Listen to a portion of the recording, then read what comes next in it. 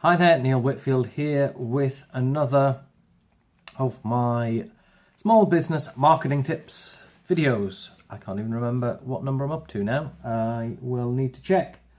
Number 16. We're getting there. Number 16 is following on from previous videos, the last few, which have all been about networking and getting in front of people face to face. So this one is all about creating your own workshop or event. Excuse me, I've got an itchy nose. This is all about creating your own workshop or event.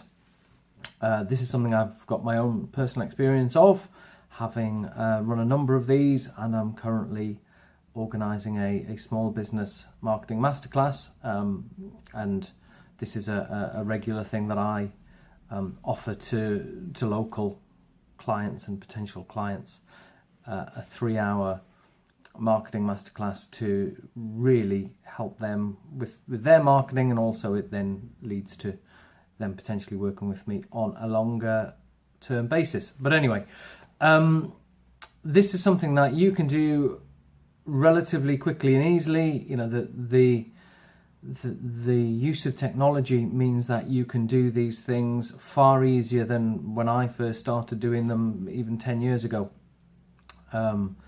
You can have a workshop and you can have it all hosted online with Zoom or a similar sort of site. Or, as I think this list was suggesting, you actually do it face to face. And I'm a big fan of technology and the likes of Zoom meetings and things like that. But there is no substitute for actually getting people in a room and going through stuff with them in person. So I imagine if you've not done anything like this before, you might be feeling a little bit nervous. What I would recommend, my advice, and it's how I started out. You know, earlier on, one of the videos I talked about making your customers feel special and holding a focus group for your better customers. Well, that's essentially what this could be to start with. You could have a look at your current customers, find the best ones in terms of what they spend, find the ones you like and get along with and wouldn't mind spending some extra time with, and start out very small scale, half a dozen people, something like that, and invite them along to a VIP evening, and either you or you could draft someone in, an expert, would speak and take them through some information, a topic. You could even do it as a Q&A, which is a lot easier. It's a bit of a Q&A is really good because it means you don't really have to plan that much in advance. I mean, you can ask people to email in with their questions, and then you can sort of prepare if you don't want to be potentially broadsided with a question that you weren't anticipating, or if you are feeling braver and you're confident that you know your stuff, you could just get them along and you could just open the floor up and get them to do a Q&A there and then. So that's probably the easiest way to do a workshop. Do it with your loyal customers on a very small basis. Do it as an invite only. Make them feel special. It'll get over any nerves you might have. And then what you can do, having successfully done that one, you can then look to promote it to perhaps your wider customer base, and do that through, you know, email or all the normal channels, even picking up the phone. So yeah, you can extend it out to your normal customers, and then as your confidence increases, you can actually put it out to the big wide world and perhaps even start advertising to get people to come along and even pay you money for it. There's a whole load of different resources out there to help you do that. Eventbrite is really good. That's a platform just for promoting events, you know, and it can range from, you know, a small meeting with only a couple of people all the way up to, you know, big trade shows and expos use Eventbrite. It's free to use in the sense that it doesn't cost you to actually put anything on there, but the way that they work is they will take a cut of any tickets that you sell. If you don't sell any tickets, then they don't charge you anything for it. And actually, that's one good thing. If you wanted to start off doing a free event, then Eventbrite allow you to publicize free events, and there's no charge for that. They only start charging you money when you are making money by selling tickets. So if you wanted to start out just doing something for free, just to test the water, then do it on Eventbrite and it doesn't cost you a penny.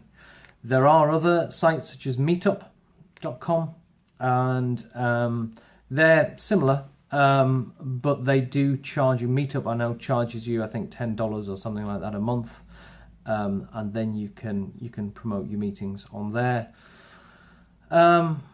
It's not something I've gone down the route of just because of the cost. I think it will be far better for you to potentially go down the Eventbrite route, and then if you have got a little bit of money to spend, then potentially spend it on promoting the event with some paid ads on Facebook or something like that. I mean, certainly the good thing about Eventbrite is you go through the whole process of setting the meeting up, and then you get links to share on Facebook and Twitter, and you can copy and paste them into LinkedIn, and so it's really easy to promote your event.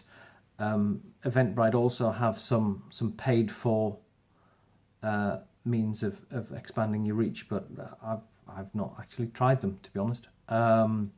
So if you do, let me know how you get on.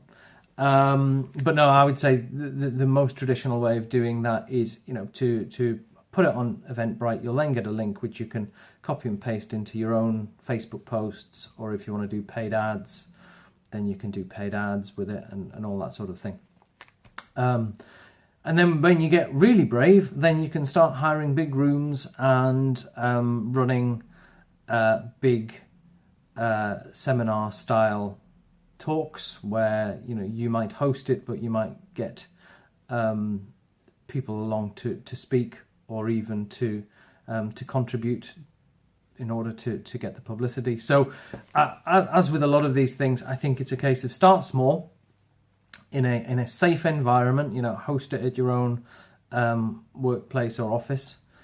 Do it after hours, with a couple of drinks and nibbles or something like that. Start small, increase your confidence, and then you can expand into your wider customer base and then out into the big wide world as you feel more comfortable. But it's a really good way of not only getting your name out there, but as is often one of the most important things these days, positioning yourself as an authority, so that you build trust from the outset, really, with your potential target audience. I'm sure I'll cover it a lot when doing these 101 tips, but you need to be getting yourself in the minds of your target customer before they even really know that they need you. And positioning yourself as an expert or authority is a great way to start that. So really good tip, this one, all about creating your own workshop, and it's another one which is possibly a little bit daunting to start with, but I can speak from personal experience that having done a couple, you'll wonder what you were worried about, and you'll feel comfortable and confident doing it to much larger and larger groups. So hope you enjoyed the tip. That's it for me today, and I will see you tomorrow. Thanks, bye.